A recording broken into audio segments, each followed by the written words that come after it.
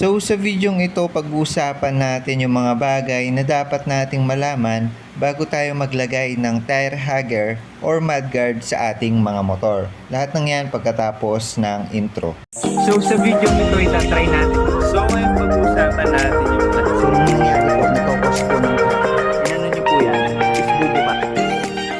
Ang ating mudguard ay nakakatulong para mabawasan yung talamsik na napupunta sa ating mga motor. Pero kung minsan hindi natin napapansin na disadvantage pala yung dala nito dahil sumasayad na ito sa ating mga gulong. Share ko lang yung experience ko dito dahil kung makikita nyo yung ating mudguard ay naupod na siya. At kung makikita nyo nakahugis siya sa ating gulong, kaya naman yung pinakarason yan syempre ay yung tumatama siya sa ating gulong, kaya ganito na yung itsura niya. At yung rason dito is dahil pinalakihan natin yung ating gulong sa likod, which is 110 by 80 by 14 na siya. Mas malaki sa standard na 100 by 80 by 14.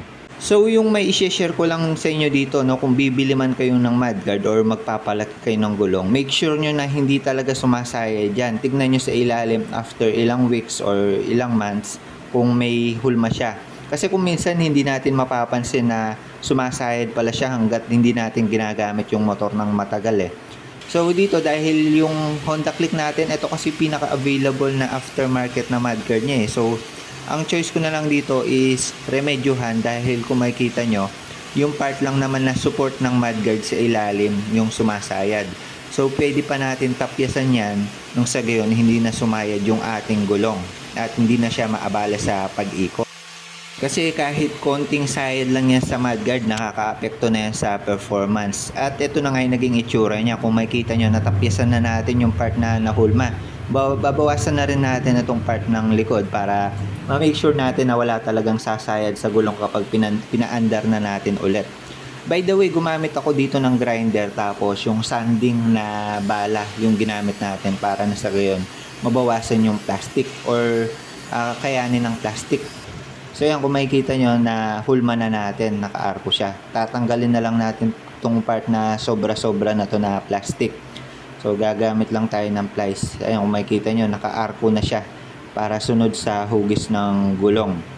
Ito, ayan yung pinaka-part na medyo sumasayad. Ito sa likod, di sumasayad yan pero binawasan na rin natin. So yun yung tatandaan nyo, no, kung anumang motor yung ginagamit nyo. Kung aftermarket man yung bibili nyong mudguard, i-check nyo. Pero kung yung motor nyo is may naka-built-in na mudguard, sure yan na hindi tatama kasi yung kasa mismo or yung manufacturer mismo yung nag-design yan. Ang alam kong may may built-in na mudguard is yung Aerox at saka yung ibang mga scooter pa. So yun, yung mga yun, hindi na kailangang i-check kasi hindi na sure na hindi nasasayad yun. I-check nyo na lang kung kapag nagpalaki kayo ng gulong is sasayad siya.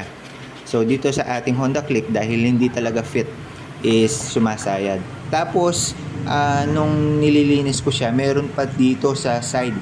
So yung side na yan, dun tumatama din yung ating gulong, maybe yung edge ng gulong natin. So binawasan na rin natin siya para sa convenience ng ating gulong, wala nang sumayad talaga. Pinili ko na lang siyang i-grinder para nang sa gayon hindi ko na initin yung plastic kasi may choice tayo na initin yung plastic tapos bukutin or lukutin or iluwagan, pero sa atin binawasan na natin. Kapag ininit kasi natin yung plastic tapos minold natin or parang niluwagan na lang natin, mababawasan yung strength niya.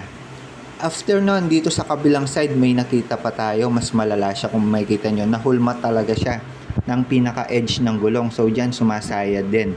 So kung makikita nyo mga 2 mm yung pinakalalim nyan, gagawin natin is ayan, babawasan na lang din natin yan para hindi na rin sumayad. So kung makikita nyo, talagang itong mudguard na to hindi siya fit sa malalaking gulong, kaya naman pag-isipan nyo kung sakali mang magpapalaki kayo ng gulong, tignan nyo yung mudguard na mag-fit talaga sa inyo. Lalo na mahirap hanapan ng mudguard yung Honda Click. Lalo na sumasakto lang siya sa mga 90 by 80 by 14 or yung mga stock ng mga version 2. Kasi yung version 3 ng Honda Click, 100 by 80 by 14. So yung 100 by 80 by 14, di ko alam kung sumasaya din, pero i-check nyo na lang guys. So ito, nabawasan na natin yung part na to na may uka. Tatanggalin na lang natin tong plastic part. So kung makikita nyo naman, mula kanina na malalim, ngayon napakinis na natin siya. So niliha ko lang ng konti para malinis siyang tignan. At ayan, natanggal na natin yung part ng uka. So mamimake sure na natin na hindi nasasaya dyan. Pero syempre after 1 month, i-check ulit natin kung meron pang saya dyan para sa gayon masigurado natin na wala na talagang sabit itong mudguard sa ating mga gulong. So kung makikita nyo, ito na yung result ng ating pagtatapyas ng ating mudguard. Ayan, nabawasan na yan side by side pati dun sa pinakailalim.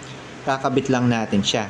Siguro yung pinaka naging mali lang natin dito is hindi talaga natin chinek yung ating mudguard kung sumaside ba siya sa gulong from the first time na pinalitan yung gulong. Kasi actually, ngayon ko lang din napansin, ngayon yung ating gulong kapag pina-under ko, umiikot siya. Ayan, naka-double stand dyan. Umiikot siya. Naka-idle yan ha. So, nung hindi pa natapyasan yung mudguard, hindi umiikot yan. Actually, mas mabagal yan. Yun na pala yung rason, sumasayad yung ating mudguard. So, dito, tignan nyo, tinutulak ko yung mudguard pababa at makikita na natin na may allowance pa bago sumayad yung ating mudguard. So sana ganun din yung ginawa ko nung una para nalaman kung sumasayad talaga. So ngayon, na-make sure na natin na hindi siya sumasayad. So yung pinaka-lesson lang na mai-share ko sa inyo is i-check nyo lagi yung mga aftermarket na binibili nyo kung nag-fit pa ba siya sa inyong mga parts, sa ating gulong, sa kung saan man. Para nang sa yun na may make sure natin na walang makakabawas sa arangkada natin sa performance ng ating motor. So dito, all goods na tayo. Fit na yung ating mudguard na gusto natin. So yan, remedyo lang yung ginawa natin dito guys. So kung ano man yung motor nyo, check nyo kung ADB man yan, PCX. Pero kung built-in yung mga mudguard nyo, yung inyong mga tire hugger, wala kayong magiging problema dyan as long as hindi nyo pinapalakihan yung inyong mga gulong. So yun lang naman yung magiging problem natin yan kapag pinalakihan nyo yung gulong. Pinaka mangyayari nun, isasayad na siya. So ayun lang muna para sa video na ito. The more you click, the more you know, usapang sumasayad na tire hugger.